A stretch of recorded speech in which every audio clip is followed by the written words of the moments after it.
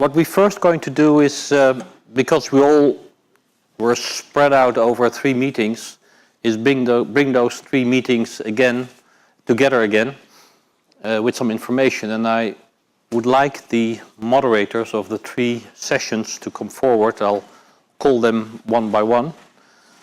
And I guess it's Frank first. You had the, yes, go. You had the meeting on university partnerships. Yeah. Well, it was interesting. Enlighten us. Well, yeah, there was quite some enlightenment.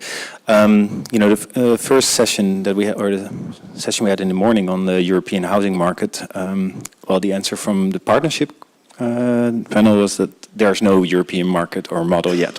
Right. So we had anything from seeing housing as a cost for universities to the University of Edinburgh, for example, that integrates housing fully into the program. And has residential services and resident life services that represent about 3% of the rental income. So there's a lot possible in between. But what was interesting is that everybody agreed that all the new university programs are using, or a lot of them are using, especially in the international realm, student housing as part of the proposition to the parents and the students. And that requires everybody to think about it and to form new partnerships. From the business side, the universities can play a major role in convincing investors to provide the equity necessary for the operators to develop housing. So how can they convince? Well, the most extreme form, obviously, is to have a 25-year guaranteed lease. Right. But for example, a group like RESA in Spain just requires the university to advertise their housing on it. Yeah. Right. So there is no European model, but there is... There's no European model, there's European money. Yeah. And there's global money. Yeah. I mean, campus living villages, for example, operate throughout the Anglo-Saxon world. They are very flexible in terms of their model, but the acknowledgement of universities that housing is important is really going to help also convince investors to come in. Right. For the others who were in that group, did he do the decent job on explaining what you discussed? Send them all home. And now okay. So no. Okay. Thank you very much. Then I would like to ask Judy to come over. Judy, you had the big session, lots of people here. Yep, and if I had known that you were going to ask that question about what they think of my summary, I wouldn't have done this. Okay. So. Okay. Yeah. What's happening in Europe? An awful lot is happening. We learned from our session. There's a huge amount of potential in the European market. The UK is way ahead. And if you look at Europe, it's not one place, as we all know. It's a patchwork. Different opportunities, different regulations, different financing conditions.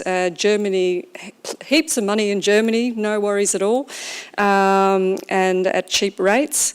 I think the way forward in a lot of countries in Europe is through local developers who know the situation, who know the people they need to talk to.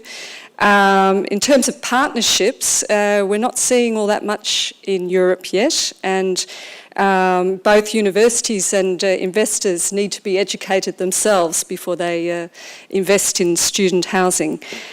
And I think another thing that emerged is the divide between the north and the south. There are opportunities in Spain, we heard, a very interesting market at the moment, but does the macroeconomic situation, does that, if you factor that into the yields, does it make sense? That's still a question mark for some investors. And I think if you look at where is the student housing market now in terms of as an asset class? It is mainstream in the UK.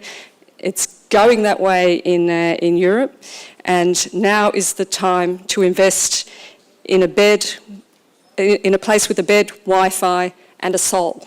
That's what I learned. And you are the organizer, main editor of Property EU. From now on, you're going to talk about student housing in your We already paper? do. We already do. But even more now? I mean, are you convinced today that it is an asset class that needs attention? I think it's definitely, I think it's, from my perspective, it's one of the most interesting and exciting asset classes.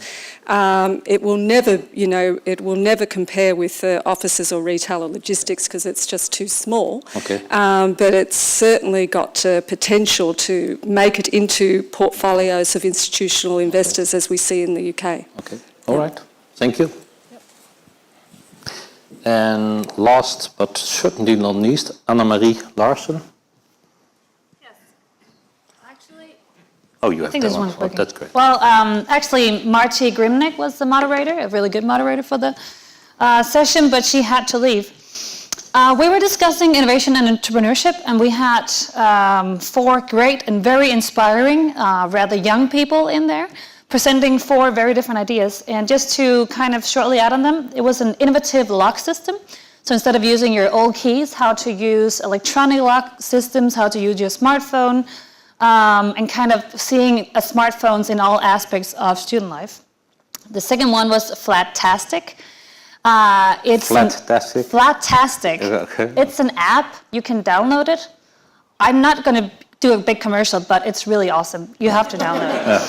It's where you, with your flatmates, you coordinate who's going to buy toilet paper, who's going to do the kitchen, what are we missing, and what is the budget between us. So that's a really fun idea. Then we have 3D printed student housing, also really innovative. Our speaker, she ended saying, imagine having your own student dorm as you really like it, online, in the cloud, and when you go to a new city, you can just have it printed, and it's your own exact room is waiting for you there. So I thought that was really interesting. And the last one was... I'm an older guy. Are you serious? I am serious. Yes. Yes, everyone's going to have a 3D printer. It's a big thing. And the last thing was NextPick, which is kind of a long-term stay Airbnb. Okay. And just to shortly wrap up, these 4 really inspiring and really amazing, talented young people talked a lot about, one thing is flexibility, security, quality, and sustainability in student housing. But moreover, also about social engagement, getting together, using new creative spaces, not just to have a bed and sleep, but to be students together. And the innovative capacity that those 4 individuals have, I really think kind of went through their ideals of student housing. Okay. Yeah. So you know more about the new ideas, the new concepts today as you did this morning? I do, definitely. Okay. And I think many of the ones in there were quite actually interested in how to take these rather tangible things back home and using it either as their student managing of houses. I'm especially very keen on the Flatastic and the 3D printing. Yeah. Imagine printing your own dormitory. I remember the fights over the toilet paper, indeed, the old days. That's it, and he even said, you know, one guy be in the bathroom and he can actually text the other one on this Flatastic and say, can you go down and get some more? Yeah, so that was great. Okay, thank you. Well, you're going to stay here. I will stay here. Yeah, you stay here because we're going to do the final session called City Strategies for Attracting and Keeping Millennials. Millennials, yes, that's the word. With a couple of people that I will call to the, first of all, call them all to the table. Let me think. I'm going to start with Susan Goldstein. Susan, where's Susan? There's Susan. We already heard about you today because you had some good questions. Yes. And you already told me a little bit about it. What's your relationship to student housing? Something with travel, I remember. Yes, I began in student and youth travel at a Scandinavian student travel agency for about 15 years, managing student demand for travel. Moved from there to a association for providers of student travel and education, particularly language travel, holding a conference for about 800 to 1,000 professionals in the space for another number of years, unspecified number of years, and most recently have moved from travel into international education with a particular focus on niche markets such as internships and the larger, not really niche market, language travel, all different elements in the student accommodation food chain, if you will. Okay? Unlike everyone else here, I'm not talking about supply. I'm talking about demand, where it comes from, where it is today, and how to find out where it's going tomorrow, particularly with millennials, and that's a really hard one. Yeah. Yes. Frank, another word. Maybe I don't quite understand yet, so you must help me a little bit. Is there a whole infrastructure of students, or there's no infrastructure, but there's a demand of students wanted to travel, educate and travel, or is it more fun and travel? Whether we're talking about numbers or whether we're talking about spend is different, but if you look at numbers-wise, the youth and student travel movement is by far the largest. Within that, some are holidaying, some are going for meaningful travel, and the meaningful travel represents the international education segment, among others. What I think is important to realize is that student travel is a very mature market, so mature that it's already migrated into fragmented niches. But this market, student accommodation, seems to be in a very early stage. This is only 4 years old. I remember when I was working in student travel exclusively, accommodation providers were really on the sideline. They were suppliers to the trade. They were not of the trade. They were not recognized as part of the industry.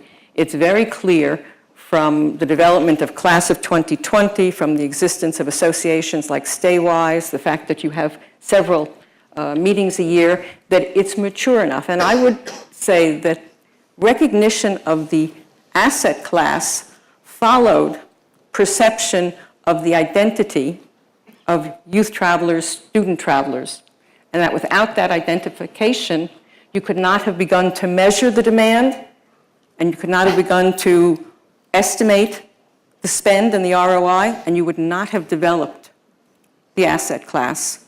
And that's where you are now. And I believe that from what I can tell from the different sessions here, there are universities that are looking carefully at subsets of data. There are cities who are looking at subsets of data. But as an industry across the board, there doesn't seem to be any documentation of what demand is and what its potential is. So that follows with cities aren't doing enough to understand this demand and accommodating it. Absolutely, and they're not working close enough with all forms of education. Okay, and that doesn't just include universities. Okay, it does include language schools, which also move large numbers of students, and which feed into universities. Oftentimes, universities are dependent on the creation of, in the Anglo-Saxon world, of international students who have commanded a language for future recruitment. It also has developed into the creation of a sector called pathway courses, foundation courses, all of which feed future recruitment. The same way that student accommodation, in fact, enables student recruitment. Without it, recruitment efforts are capped, and they're capped far below universities' capacity to attract students. Okay, clear? Okay. Shall we invite some others Please. to the table? Shall we sit? Shall we invite my favorite professor from Vienna? Mine too. There he is, yes. Yeah, you can sit over here. Okay. So here we are again. Here we are again. Yeah. Going back to the question of do cities enough to attract these hordes of students traveling around the world? Well, I think we have really three questions. That is, one is, what are cities actually doing? What could they do? Yeah. And what should they do? For instance, in your opinion, I don't know. They could do a lot, but they're only beginning to understand, even the universities, I think, are only beginning to understand what internationalization of the university, of tertiary education and the university sector in general means in the long run. Should I say a few words? What come to my mind? What cities could do? This is your chance. Yes. Okay. Hurry. Well, they could do a lot. I mean, they cannot influence the family background of the prospective students, of course, but they could do something regarding information in print and, of course, more interesting on the internet. They should and could build up a sort of what I call a welcome culture. Help them when they arrive with all kinds of questions, housing one among many questions that an international student might have, as opposed to a culture of aversion against foreigners, which we all know also in Vienna. A city could do indirectly a lot regarding the reputation of universities, and that is doing something for helping research. In Vienna, for instance, we have a fund that spends about 10 million per year for research projects on a competitive basis. I think 10 million is not enough, but still, it is more than many other cities. And what does the money do? They concentrate on 3 or 4 areas, that is information technology and computer science, life sciences, that is biology and medicine and related subjects, cognitive sciences, and the fourth, mathematics, right? Applied mathematics, really. They're doing a very good job. And so what you're saying is, by providing these kinds of research money, you will attract more students? No, but you make it easier for postgraduates, for people in doing a PhD studies or postdocs to stay at the university. So I understand that, but then... And then they are able to attract intelligent students for their projects. But then, how does the city benefit from that? The city has to decide, do they want to become an intellectual center or not? That is a political decision. Because there are cities, but I know of that you want to stay, but there are also cities you want to study, but you don't want to stay. Exactly. There's the main difference between Amsterdam and Rotterdam in my country. In Amsterdam you stay forever. Rotterdam, you're only there to study, and then you leave as fast as you can. And I'm born in Rotterdam. Exactly. Yeah. So I mean, it's more than just. There's some other. I think that's an interesting question for an investor too. Yeah. Because I would rather invest in a town that has very good universities and is intellectually stimulating, let's say, as opposed to a city where you have good universities, but otherwise it is terribly boring. Right. And Vienna is not boring. Vienna is not boring, no. Okay. All right. Yes, go. Can I just please, add something? But one of the factors that really determines whether students stay or not is whether or not they're allowed to work when they're finished studying. Yes. And cities that want them to stay have to affect legislation that will allow it. Okay.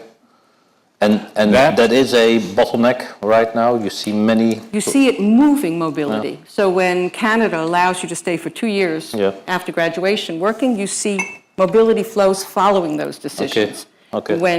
When countries cut back on visa access, you see mobility flows decreasing. Is that a specific European issue or all over the world? Yeah, global. Global. And that's moving around?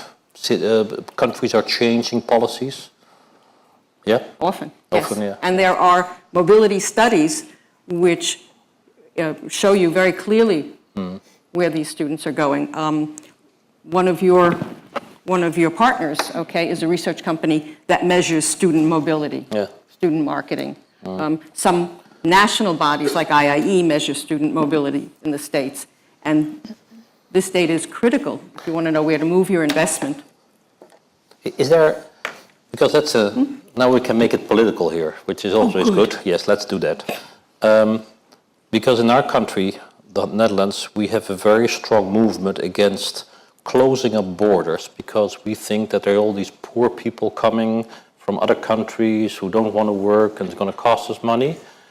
But what you're saying is, at the same time, you are affecting the in-stream of people that you basically need in order to develop yourself. Is that correct? Absolutely. And countries try to manage their legislation so that they can kind of direct who they take in and who they don't. But that's hard. You really can't do that. You cannot do that. It's either in or out. That's exactly. It. Yeah. And it presumes that talent and innovation come from specific cultures and countries. Yeah. And if you believe that, there's no more to talk about. Okay. No, we'll make that an official political statement, and then we'll have some, boards, and we'll walk over to the city hall here and announce that. Yes, and to Rotterdam also. To Rotterdam. Let's go to Rotterdam too. The Hague then, okay. Well, on paper, in Austria, not even the Freedom Party, which in spite of its name is the far-right, a party of the far-right, not even the Freedom Party is against immigration of highly qualified personnel on paper. In practice, we make it very, very difficult for students finishing their studies in Austria to stay afterwards. Very, very difficult. In comparison to Austria, Germany has a perfectly liberal regime regarding these questions. And this is really, I can't explain it because I don't understand it. This paradoxical situation. We spend huge amounts of money educating those people from third countries because we have almost no tuition fees. And when they finish their studies, we say, please go. That's why they make better cars in Germany, most likely. More smarter people. Yes, go ahead. Yeah. I have a good friend of mine, Sanab. She's from Nigeria. She's taking her master's degree in London. And when she finished, she has 3 months to find a job. Otherwise, she has to leave back to Nigeria. 3 months. That's a huge ridiculous pressure in finding a job in 3 months. And we're going to terminate probably around August. Most of the people are often on vacation. They come back in September. And before you kind of see everything through, you're maybe going to hire in, late November or December.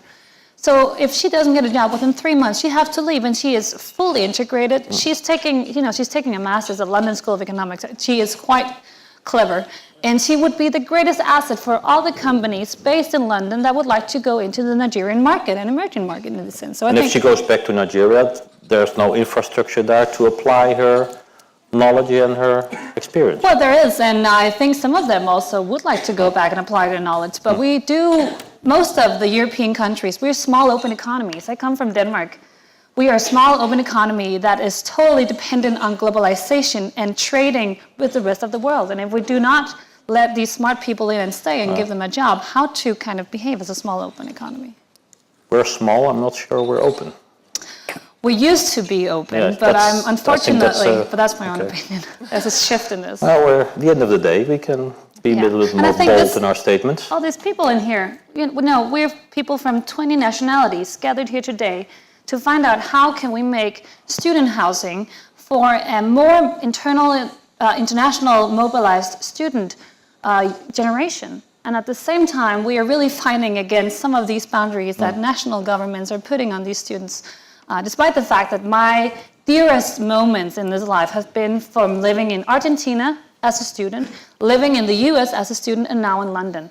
That is what's probably going to give me most assets when I go into the workforce later on. Great resume.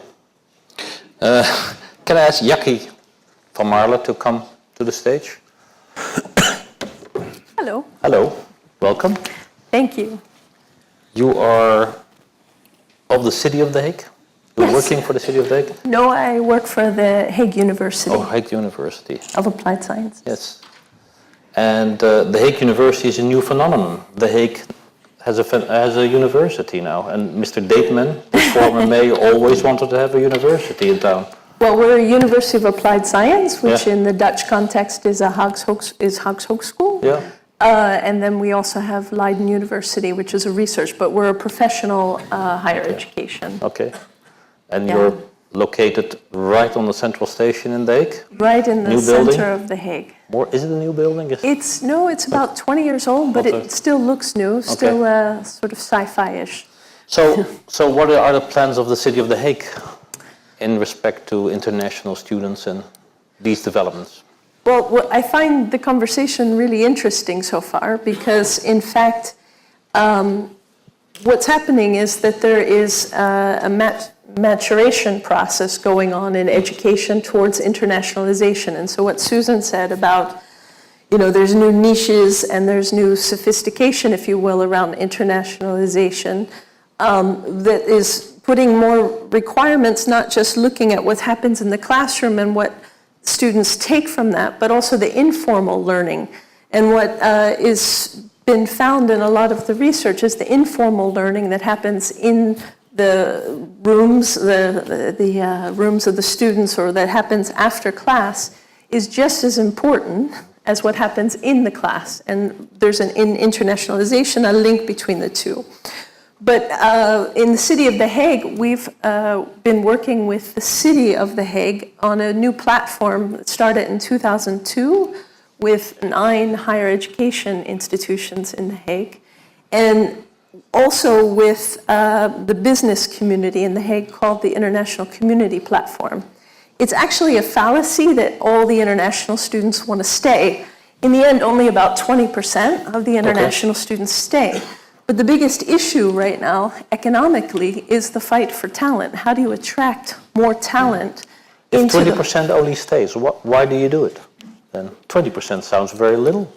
It is, but I think... You're losing 80%. Yeah. It's the other way of looking at it.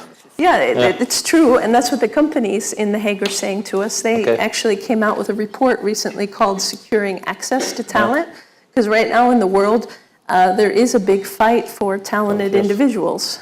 And that fights against the political perception that all these international people want to come and stay. In fact, a large amount go away. But the business community in The Hague, or the international organizations in The Hague, want to keep them. Okay. And how many international students come now to The Hague?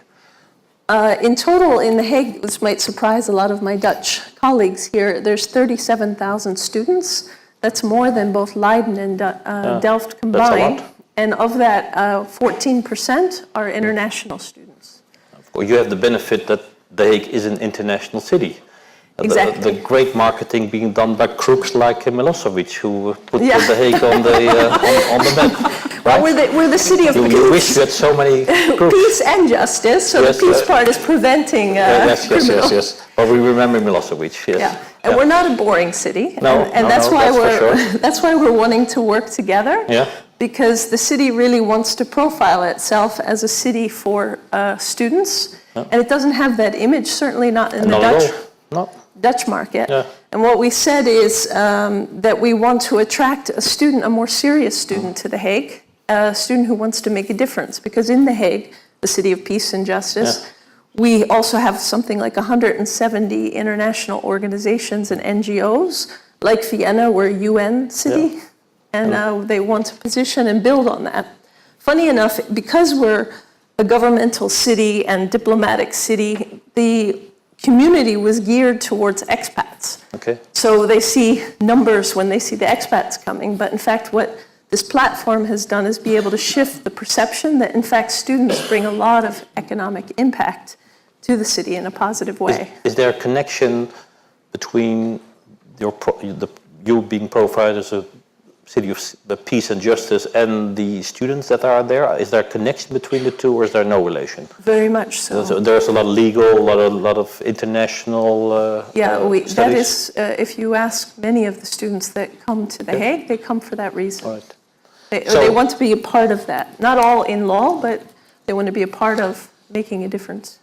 Can you would help us a lot if you would do that. Can you complain about the city, how it deals with these international cities here? Not enough student housing, not enough infrastructure? Please. Very much so. Yes, no encouragement of necessary. No. When the city came to us and said we want to start this platform, and they kept talking about, it was from the city marketing perspective. We want to promote the city, we want to attract more students. In fact, after he got done his story, I said, well, that's all nice, but you know, you will have the exact opposite effect if we don't fix the housing problem. Right. If we don't fix that the students feel like there's not enough entertainment or things going on in the city. So that was a starting point.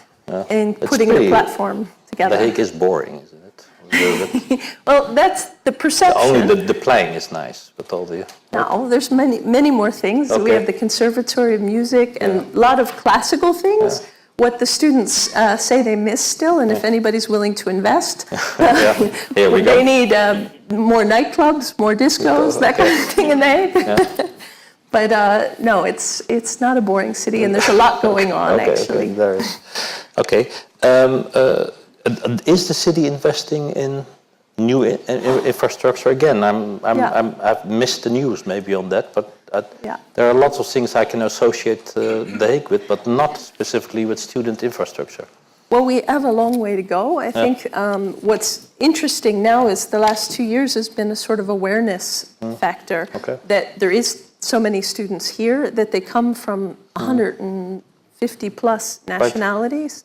So what's great is even in the last month, the International Community Platform, which has the companies such as Shell, the International Criminal Court, European Patent Office, Europol, they are talking to us from the perspective of the economic impact of students and the fact that they need talent. We're talking about it from the education and what the link with the city of The Hague can do towards the education. So what the investment now is working together to align what is being developed in the city. So even this last month, there was a discussion around the SPOW in the center of the city, and they want to create with the conservatory a brand new theater and things for the students, and that all joins in the discussion around students. All right, good. All right, then there's one more guest to be invited to this table before we can have an open discussion among the 5 of us, 6 of us, and that is Roman Deal. Where's Roman? There's Roman. Welcome. Thank you. So what's your relationship to student housing internationally? Well, actually, our core business is investing, building, and operating student houses in Germany. We're the ones who are running the FIZ in Germany, and we are having cooperation with Duvo and co-investing and co-developing in 5 sites here in the Netherlands as well. But our mission truly is that we see ourselves as managers of the student life cycle, which is international, so it belongs to our name, International Campus, and not German Campus. And if you regard the student life cycle as a value chain that consists of 5 relevant demands from the perspective of students, we have, of course, first of all, the academic value chain, or part of the value chain is studying, academic orientation. Then it's the living part of it, where should I live, and how should I live. So then only all of the students in Germany living in student houses, but a growing part of it. Then you've got the third one, work. Students want to earn money. And there was a remark of the Turkish guy, and we're taking care of it as well. You will see it in a minute. And then you have got the consume part of the value chain. They want to spend money, of course, for relevant things that are of value to them. And last but not least, fun, excitement, getting to know each other and so on. Okay. And do you have a specific project that you're very proud of, that you want to say, that's where I meet all those 5 demands? I prepared one chart and one film for today. So I just need this little device here to click through this chart. Here you are. So you have an exclusive insight right now in the business model of International Campus, where I would like to show you the bits and pieces where we think we connect all the bits and pieces, where cities, of course, are a part of it, in one approach. So it's... This is our core product, the FIZ. And this is an umbrella brand strategy. The FIZ is the umbrella brand. We have a premium product, which is called the FIZ Plus, the standard product, the FIZ, and affordable student housing, the FIZ Basic. And we had a lot of discussions and talks with our students, and well, the headline of the closing panel is Attracting and Keeping Millennials. And we believe that studies already since years and decades are international. So we thought that it is a good idea to extend a seamless housing offering for them, not only living in our houses, but on a European or international basis. And that's the reason why we are cooperating with international student housing operators and service providers, together with top universities on a European basis, to establish a network, an international network, which is called Network Cum Laude. It's a non-profit alliance that was recently founded with Duvo. And we are happy to invite everybody who want to be part of this non-profit alliance in order to attract these 20 million students in Europe and the 180 students worldwide, in order to cover the first elements of the value chain, study and live. And there is a very important other group that wants to have access to the millennials, and this is the employer and consumer brands. You know the battle for talents and the problems that occur because the consumer behavior of this target group is changing a lot, from buying to sharing, and this has a lot impact to existing industries. So they want to have access to those students, and we're covering not only students, but the phase afterwards, the young professionals till 30. So in practice, you are providing them with information about your students? Not only information, we are helping them to get access to these students, and that's where another subsidiary of International Campus comes into place. It's called Consulting Cum Laude.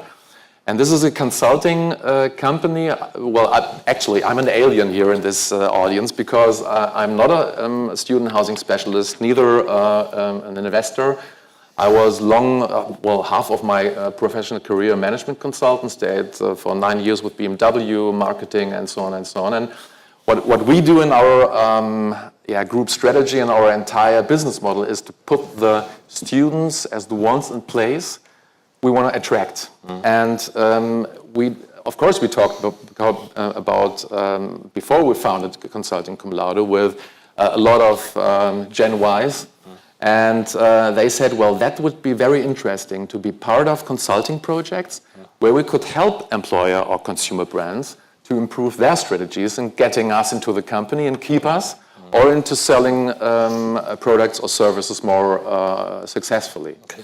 And we're doing this. So that I understand your business model, are you providing also residential units, or is it just this whole branding structure that you provide, and the rest is done by others?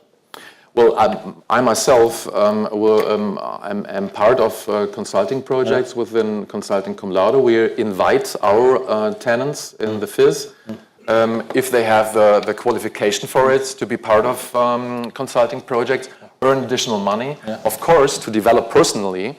And we want to expand this student access for companies, and that is the reason why we founded Network Cum Laude, to extend it on an international basis, to make it possible for students to develop themselves personally on a qualification base, working together with universities, cities, and so on, to close the value loop and generate value for all of. And is there a connection between living somewhere, renting somewhere, and being a member of your group, or is there no relationship? Not really. So, if you rent with you, you have more opportunities than if you don't rent with your associate. Yeah, of course. This is part of our service promise to the students, that we're building up not only attractive common rooms or accommodation services, concierge, and so on, but we want to incorporate them in projects where they can show what they can, and they want to have impact. They want to really contribute, and they want to see what is possible. Okay. And there was some remark this morning. You can't change the Generation Y. They are very special, but they are brilliant. They are well educated. They are critical. They are mostly reflected. And I'm very proud that I have the chance to build this entire thing up together with this target group. Okay. And what's your scope? Where are you going to with this? Worldwide? Well, we're starting right now in Germany, but we're talking, for example, with Mercedes-Benz. Okay.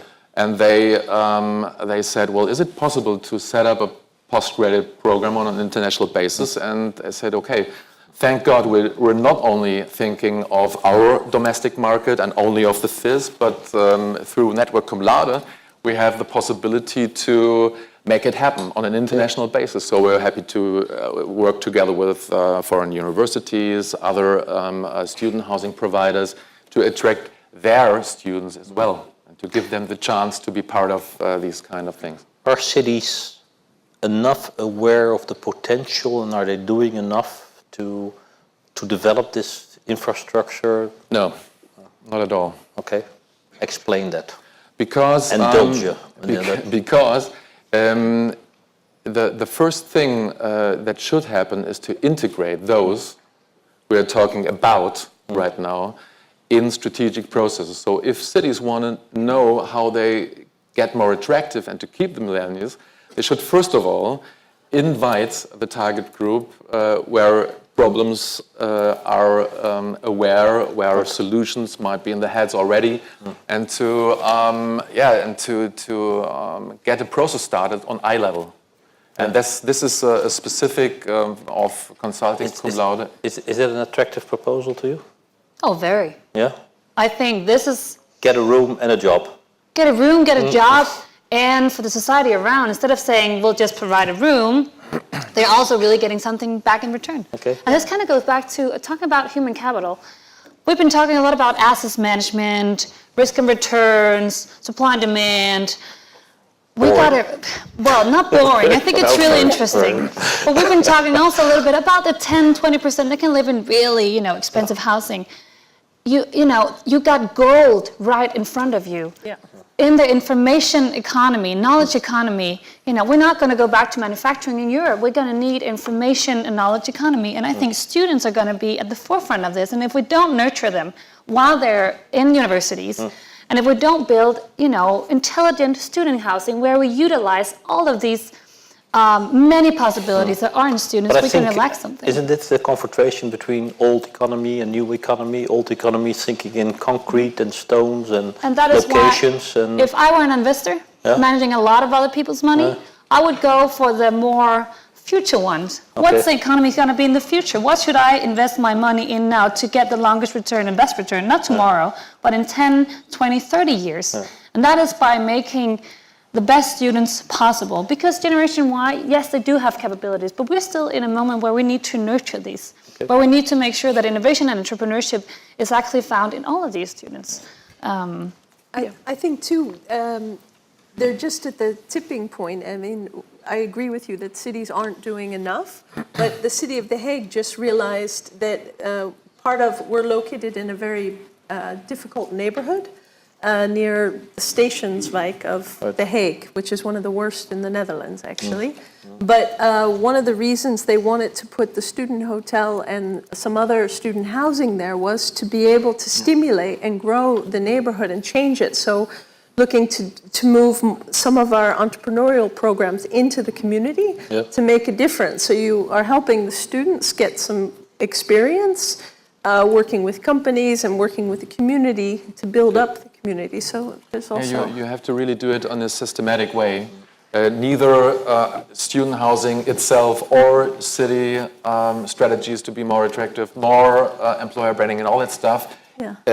If you take it singularly helps. You have to do it really in an intersystematic approach, and then we're speeding up and we're head of business. Something for Vienna?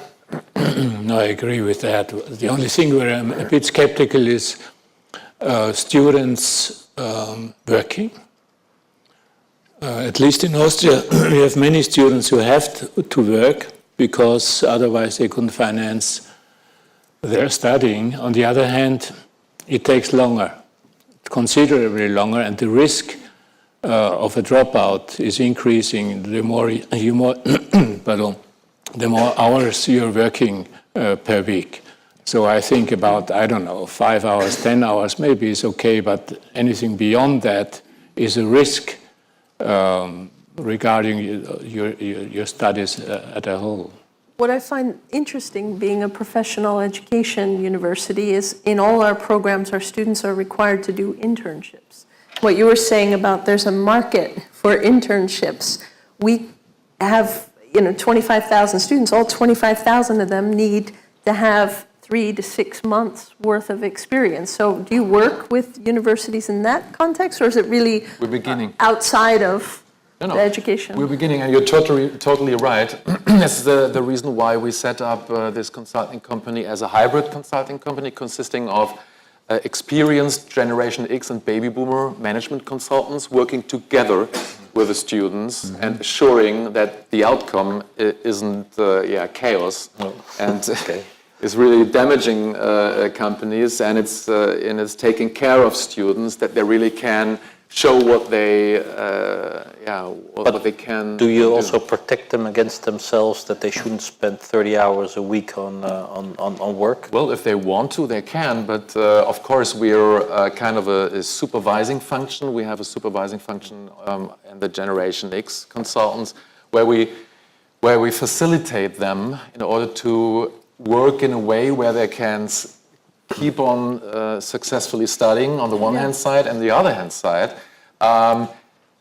integrate their views, their insights, and their potential solutions to company problems. So, regardless of their nationality? Regardless of the nationality, yeah. Even if they come from third countries, not within the Union?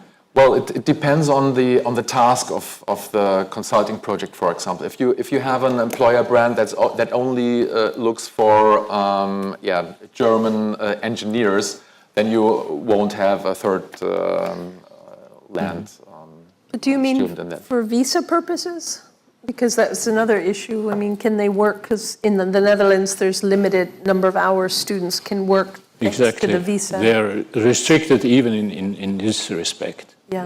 Students from that has to be in place, of course. But more and more internships are unpaid, and particularly when they're used as part of the higher education trajectory. And the move, particularly in the United States and Northern Europe, asking for and requiring internships for degree fulfillment is growing extraordinarily. And it's probably one of the fastest growing niches within education.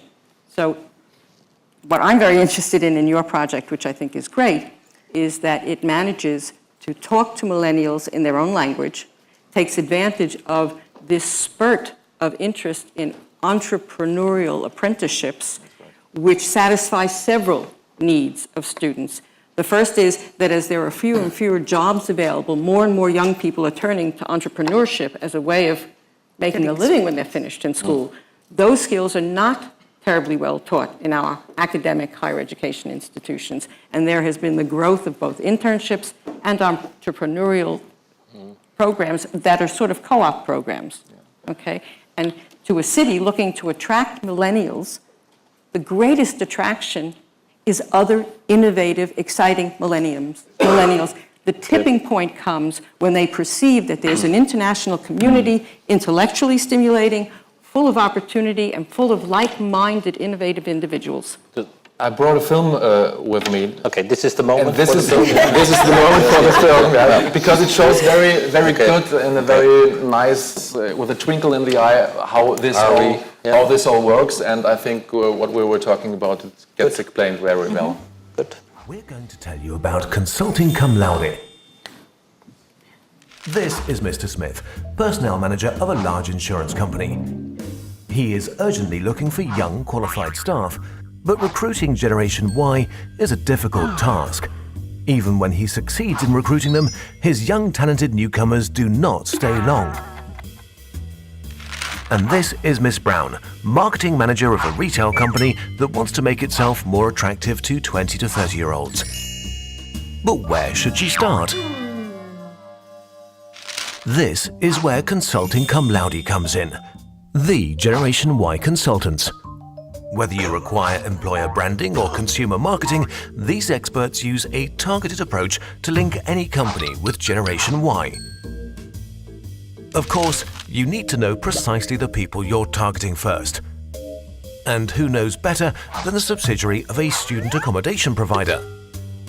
Consulting Cum Laude not only has access to a network of over 100,000 European students, but also uses market research to keep a close eye on the Generation Y. And the best thing is this: Consulting Cum Laude offers a consulting service in customized hybrid teams, whichever the processes that need to be optimized, sourcing or selling. In these teams, experienced company experts from Generation X work hand in hand with consultants from Generation Y. The consultants always correspond exactly to the target group of the company in question. After all, they're the ones who know best what they want. Perfect! With his Consulting Cum Laude team, Mr. Smith has improved his employer marketing and developed a successful recruiting strategy. Of course, he also wants to ensure that his ideal applicants remain for a long time. Therefore, he's put in place an extensive change process to transform his company into an attractive employer.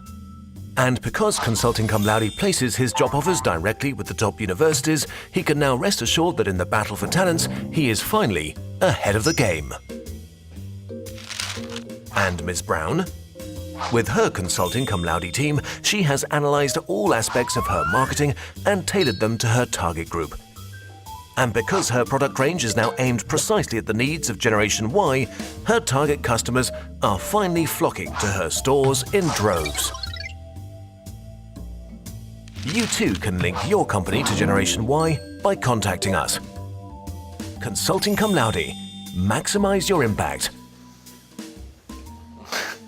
Okay, you can all sign up after the meeting.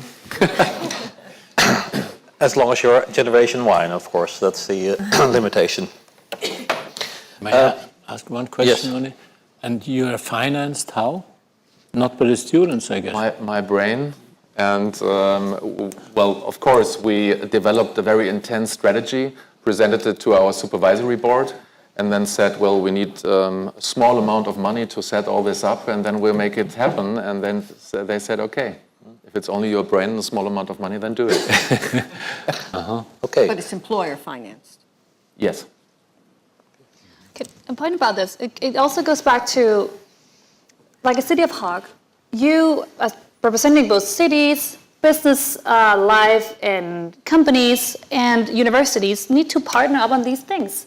Because when I'm finishing my degree and I want to apply for a job, it says, yes, we are looking for young office positions. You need to have at least 3 years of experience. You need to have worked a lot of places. You need to have traveled, and you need to have really good merit. So I think that partnering up with universities also makes sure that we do not work too much, but that we work to get actual hands-on experience. And second of all, with all these students in higher education, we also need to find out how to use them.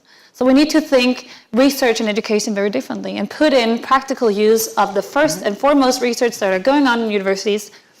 Let's be honest, we have been a little slow about getting the newest research out to the business community. And that has been a lag, and I think that's why we could have been more innovative than we have been. So partnering up city governments, investors, business community, and university in these tasks is really necessary. I would agree. In fact, one of our most successful programs in getting students jobs, it's in the technology sector, but the reason they're so successful is that business is integrated into the curriculum. So the day one, for instance, this process and food technology program, students have to make, in their first module, a water treatment module. And we invite a company like Heineken in that says, okay, when we start a beer plant in Nigeria, we have to have clean water. You guys are going to get this assignment to make... Great marketing. Yeah. First week, Heineken. Yeah. Well, but some are name companies that we work with, but a lot of local companies. But what happens is at the end of the 6 weeks, Heineken comes back. In the meantime, they have visits to the companies to see labs and about how it's done. But at the end of the program, almost every single one of those students have jobs because the companies have seen them, but they've also seen the companies and also experience a practical approach to Very nice. what they're learning. Questions from the audience? I know you want to have a drink, but I need at least one question before you can go. So, There's one. who's your hero? There's one over there too. Okay. Should I start? So it's more a comment than a question. And it goes into the direction about, I think you shouldn't be afraid that students get working experience. And also you shouldn't overestimate the college or the university education, because if you want to learn in our times, you can learn. I studied biochemistry. I dropped out after my bachelor's and I learned how to program myself. So basically it's possible, I guess. What's the question? Okay. All right. So what is the question behind this? It's more do not worry is about... Generation Y, even more than Anne-Marie was saying, gets itself very well organized given all the infrastructure that you have. Yeah, I think available. you should not worry too much about do students work too much or not enough. Okay. I mean, basically, Okay. I don't think that if you go work, that affects your career negatively. All right. I agree. And I don't think you control them anyway. There's one there in the back. One of our old panel members. This is a question for Roman. What are you saying is a long-term agreement when you're finding talent for the companies that you're providing talent to? Because I'm finding that I've hired a number of youth and they don't stick around very long. You might keep them for a year and they are so eager to move on that I'm just wondering, what are you touting as, ensuring that you're having a long-term employment opportunity for this company that's investing in this? Yeah, you're right. It's not only about trying to keep them as long as possible. A lot of companies that are the hidden champions of Germany, the so-called mid-scale companies sitting somewhere in the middle of nowhere and in attractive cities, they even can't find them. Besides keeping them loyal for a long time. And yes, we undertook a very comprehensive research with our tenants and with others of the Generation Y, 1,000 in Germany, 1,000 in the Netherlands, 1,000 in UK, and 1,000 in Spain. And they all have some similarities, but there are very precise and different segments of the Generation Y. So they are not 100% wimps, for example. Most of them are very, very eager to learn. They want success for themselves, but they want impact. And this is a great challenge for companies. If they are not attractive out of the perspective of a Generation Y, then you can't keep them very long. If you offer them working spaces, creativity, the chance to integrate themselves very easily and show and let them show impact, then it gets very difficult, of course. Yeah. But yes, they don't tend to stay 10 years at their first job. It's more or less in a sequence of 2 or 3 years, and then they changed, if you're lucky. But this is fact, and this is where companies have to respond to, even to those sitting here and attracting employees and joining their companies. It's quite a complicated task that will get more and more difficult year by year. And in 10 years, we're talking about other things in terms of employer branding and consumer marketing. More questions? I'm from South Korea. When I heard the panel's conversations, I feel this conference about international students, how European schools attract international students, I feel it's majorly focused on infrastructure and the quality of education. However, what I find when we look at international students in Europe, actually, if you look at it, the percentage right now, Russia, China, India, they're the major proportions. And what we care most about for quality of education is actually only world ranking. And we don't really look into deep, like what the program of the schools, what the program of the major. So his first demand, academic need, that's the driving force for you? No. For us, actually, the comfort and safety. Like if we go to that country without any knowledge of the language, if there's going to be any help, for example, for Korean students or for Japanese students. Yeah. So I think it's something more than infrastructure or the quality of education, because we know the quality of education in Europe is already good. Okay. What's the question then? Do we agree with you? Maybe? The question is that if there is any research or development in that area, how to make Asian or heavily on Asian students to make them feel comfortable when they're actually living in Europe. That's a question for you. Yes, and there certainly is. It takes place in the hosteling community. It takes place in residences also, and we heard someone this morning talk about having separate sex units, okay, maintaining separation because it was important to certain countries more than others, okay. Whether or not there are sufficient mechanisms in place, I would agree there aren't, and they're not highly visible, okay? I work with a nonprofit that's called Travel Safe that is devoted particularly to providing residential services to keep students safe, to providing transparency and accountability, mostly in the homestay sector, which is one we haven't even addressed here, but which is still very much used. And the universities that I work with who are sending students are much more interested in homestays than the universities I work with who are receiving students, who are all interested in residences. But there is a demand for that kind of accommodation as well because of the in-family situation, the greater immersion, the familial situation, and greater control over the environment that you're putting your student in.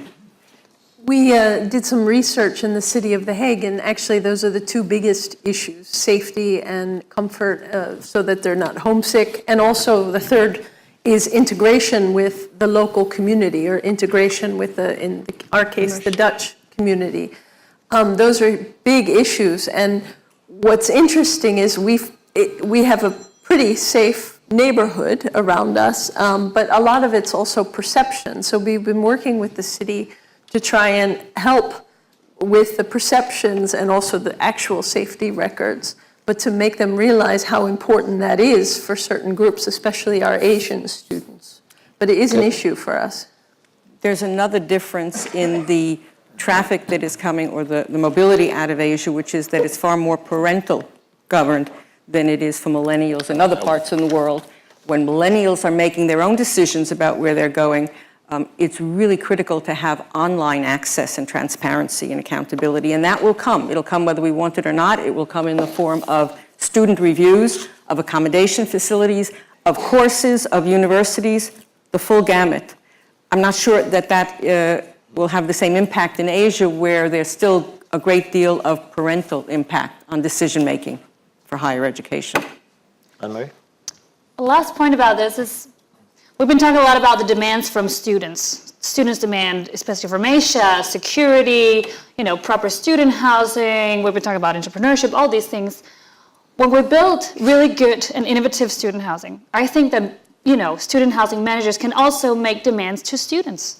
And one of the biggest demands to many of my Asian colleagues, we have the largest group of nationality right now is from China at LSE in London.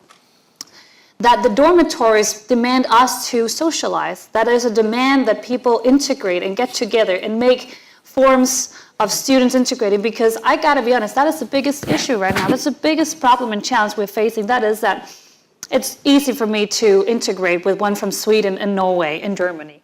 we look like each other, we eat the same thing, everything is really a lot more similar, but integrating and making student housing that demands that kind of pushes the boundaries a little bit of some of the students to get the full international experience will be helpful just for the international students as well as the domestic students. So I think it's also talking about the demands that we as student housing providers can give to the students, no matter if they're from China, from Denmark, or from the Netherlands, to integrate and get the most rewarding experience out of each other.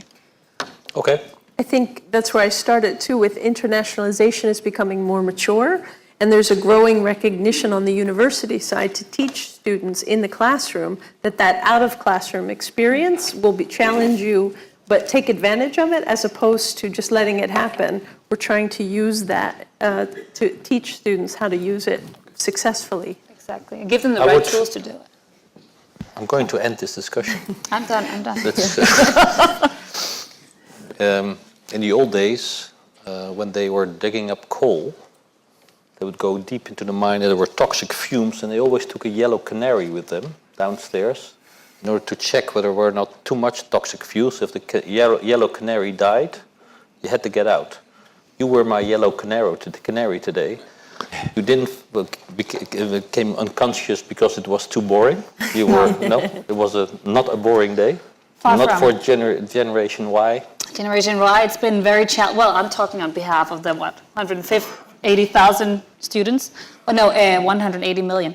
So it's been very rewarding. I think there's a lot of progress and there's a lot of prosperity, and I really think that student housing for most of you guys is a lot more than just a bed, and it's really great to see that we're kind of moving towards seeing it more as a task for society, for human capital, and for developing both within our own portfolio, but also business communities and societies in large. So it's been great. And the canary is still very much alive.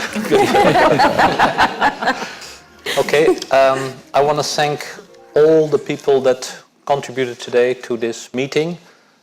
As always, I found this a very educating day for myself. I've learned a lot, got a lot of inspiration for another year without the class of 2020, although that's not true. You can become a member, you can become informed. There are many, many other meetings, and I would recommend you to look it up and stay part of this community. Frank, is there anything you wanted to say? Frank, thank you. Thank you very much for organizing this. You did a wonderful job again.